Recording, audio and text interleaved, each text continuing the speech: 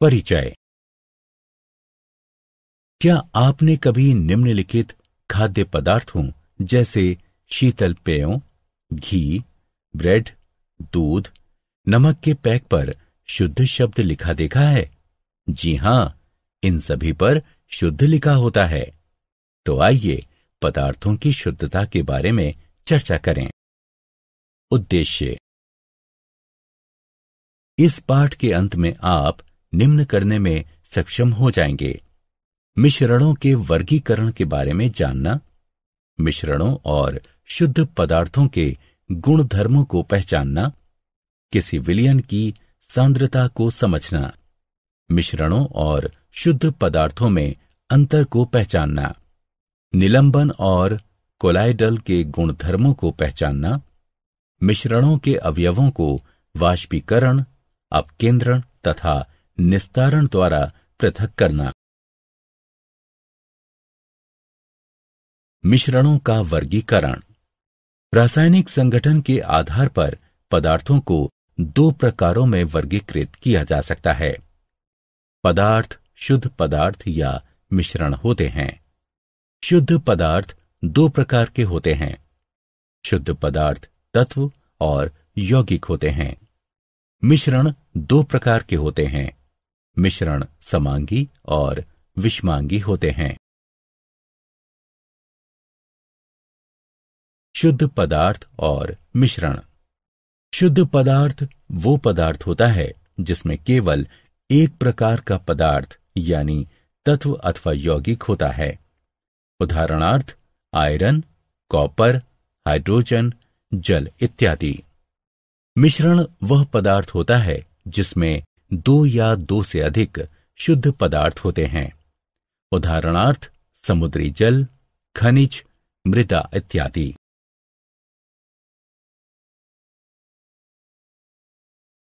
शुद्ध पदार्थों एवं मिश्रणों में अंतर। आइए अब एक नजर शुद्ध पदार्थ और मिश्रण के भेदों पर डालते हैं। शुद्ध पदार्थ, मिश्रण। शुद्ध पदार्थ में केवल एक प्रकार का पदार्थ होता है। मिश्रण में दो या दो से अधिक पदार्थ होते हैं। शुद्ध पदार्थों को भौतिक विधियों द्वारा अलग अलग पदार्थों में पृथक नहीं किया जा सकता। मिश्रण को भौतिक विधियों द्वारा इसके अवयवों में पृथक किया जा सकता है। शुद्ध पदार्थों के अपने निश्चित गुणधर्म होते हैं। मिश्रण अपने अवयवों के गुणधर्मों को दर्शाता है।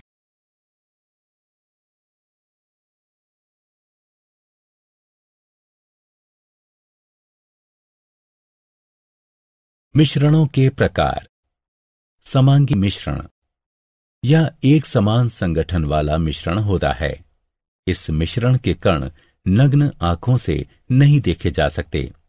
उदाहरण शर्करा का जलीय मिश्रण, नमक का जलीय मिश्रण, कॉपर सल्फेट का जलीय मिश्रण। विषमांगी मिश्रण।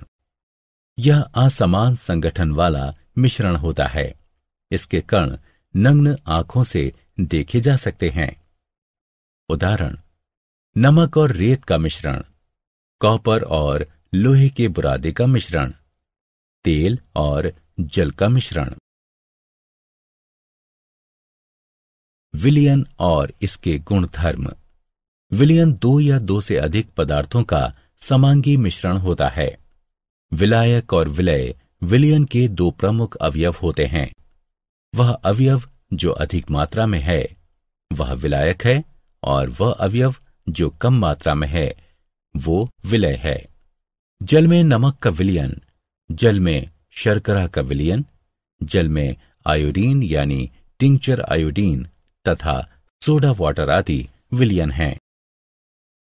कोलाइडल विलयन। कोलाइडल विलयन दो या दो से अधिक पदार्थों का विषमांगी मिश्रण होता है। उदाहरणार्थ जल में स्टार्च का मिश्रण, अंडे की अल्बुमिन का जल में मिश्रण, दूध, धूल या धुएं से युक्त वायु। कोलाइडल विलयन के गुणधर्म। कोलाइडल विलयन एक विषमांगी मिश्रण होता है। इसमें उपस्थित कणों को नग्न आंखों से नहीं देखा जा सकता। विलय के कणों को छानकर अलग नहीं किया जा सकता। विलय के कण तल पर नहीं बैठते तथा विलयन स्थायी होता है। विलयन के कण विलयन से गुजरने वाली प्रकाश की किरण को फैला देते हैं और इनसे गुजरने वाले प्रकाश के मार्ग को देखा जा सकता है। निलंबन और इसके गुणधर्म। निलंबन दो या दो से अधिक पदार्थों का विषमांगी मिश्रण होता है। उदाहरणार्थ, जल और रेत का मिश्रण, पिसे हुए चौक और जल का मिश्रण, कोलगेट इत्यादि। इसमें उपस्थित कणों को नग्न आंखों से देखा जा सकता है। इसके कण तल पर बैठते जाते हैं तथा विलयन अस्थायी होता है। इसके कण विलयन से गुजरने वाली प्रकाश की किरण को फैला देते हैं और इनसे गुजरने वाले प्रकाश के मार्ग को देखा जा सकता है। टिंडल प्रभाव। जब प्रकाश की कोई किरण कोलाइडल विलयन से गुजरती है तो कोलाइडल कण प्रकाश की किरण को फैला देते हैं, जिसके कारण विलयन में प्रकाश के मार्ग को देखा जा सकता है। इसी प्रभाव को टिंडल प्रभाव कहते हैं। किसी कमरे में जब प्रकाश की कोई किरण एक छोटे से छिद्र से प्रवेश करती है तो धूल के या धुएं के कणों से किरण के फैल जाने के कारण वहां टिंडल प्रभाव देखा जा सकता है। धूप में उपस्थित जल की बूंदों द्वारा प्रकाश के फैल जाने के कारण घने जंगलों में भी टिंडल प्रभाव को देखा जा सकता है।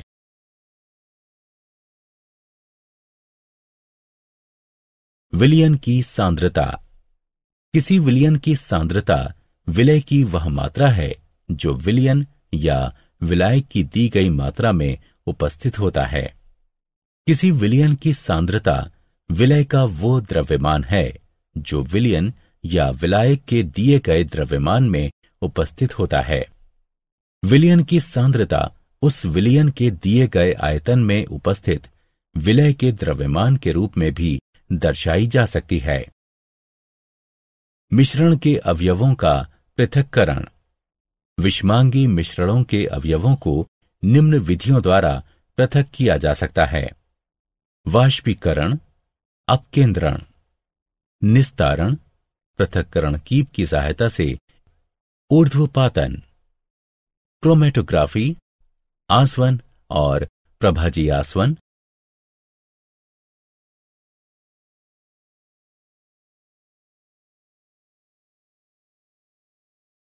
वाष्पीकरण। यह विधि वाष्पीकृत हो सकने वाले अवयव यानी विलायक को वाष्पीकृत न हो सकने वाले अवयव यानी विलय से पृथक करने के लिए अपनाई जाती है। चित्र में बारिश का पानी बिजली कड़कने के पश्चात गर्म सतह से वाष्पीकृत होकर उड़ जाता है। अपकेंद्रण। किसी भी मिश्रण से अधिक घनत्व वाले कणों और हल्के कणों को अपकेंद्रीय यंत्र का प्रयोग करते हुए पृथक करने की यह विधि अपकेंद्रण कहलाती है। यदि किसी अपकेंद्रीय यंत्र में हम थोड़ा सा दूध लें और उसे तेजी से घुमाएं तो क्रीम दूध से अलग हो जाती है, क्योंकि क्रीम का घनत्व दूध से कम होता है। पृथक्करण कीप की सहायता से निस्तारण। इस विधि का प्रयोग परस्पर अघुलनशील द्रवों को पृथक करने के लिए किया जाता है। इसमें द्रव अपने अपने घनत्व के आधार पर विभिन्न परतों में बढ़ जाते हैं। यदि हम केरोसिन तेल और जल का मिश्रण एक पृथक्करण कीप में डालते हैं तो तेल और जल की अलग अलग परतें बन जाती हैं। स्टॉप कॉर्क को खोलकर जल को पृथक किया जा सकता है। जल के पूरी तरह निकल जाने के बाद स्टॉप कॉर्क को दोबारा बंद किया जा सकता है। क्या आप जानते हैं, जल में सोना माइकल फैराडे द्वारा बनाया गया एक प्रसिद्ध कोलाइट था। ये अभी भी है लंदन के रॉयल संस्थान के संग्रह में और अभी तक इसके कण तल पर नहीं बैठे हैं। एक समूह के तौर पर कोलाइट की पहचान थॉमस ग्राहम ने सन 1860 में की थी। उन्होंने महसूस किया कि जिलेटिन और स्टार्च जैसे पदार्थ जल में शर्करा अथवा नमक की अपेक्षा बहुत धीमी गति से विसरित होते हैं। साथ ही ये भी देखा कि ये उन झिल्लियों के भी पार नहीं जा पाते जिनसे नमक और शर्करा आसानी से पार हो जाते हैं। ग्राहम ने यह भी पाया कि नमक और शर्करा के क्रिस्टल्स बनाए तो जा सकते हैं, पर जिलेटिन अथवा स्टार्च के नहीं। इस नए प्रकार के मिश्रण जो निलंबन और विलियन से अलग था, उसको परिभाषित करने के लिए कोलाइट, ग्रीक शब्द ग्लू से शब्द की खोज उन्होंने ही की।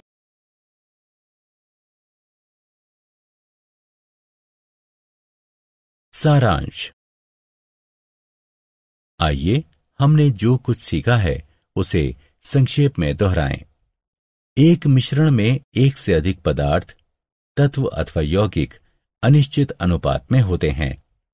विलयन दो या दो से अधिक पदार्थों का समांगी मिश्रण होता है। वे पदार्थ निलंबन बनाते हैं जो किसी विलायक में अघुलनशील होते हैं तथा जिनके कण नग्न आंखों से देखे जा सकते हैं। निलंबन एक विषमांगी मिश्रण होता है। कोलाइड एक ऐसा विषमांगी मिश्रण होता है जिसमें उपस्थित कण इतने छोटे होते हैं कि नग्न आंखों से देखे नहीं जा सकते हैं, लेकिन इतने बड़े होते हैं कि प्रकाश को फैला सकें।